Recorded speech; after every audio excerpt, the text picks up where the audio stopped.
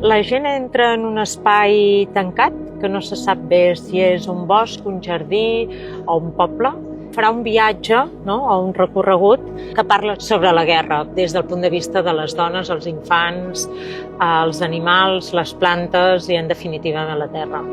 Flors i viatges és una lectura comparada entre Viatges i flors, de Mercè Rodoreda, i alguns llibres de Svetlana Alexievich, on parlem d'aquesta relació entre la realitat viscuda per les dones i els infants a les guerres i com el trauma després distorsiona la memòria necessàriament i com aquests records també s'assemblen a la construcció de ficció.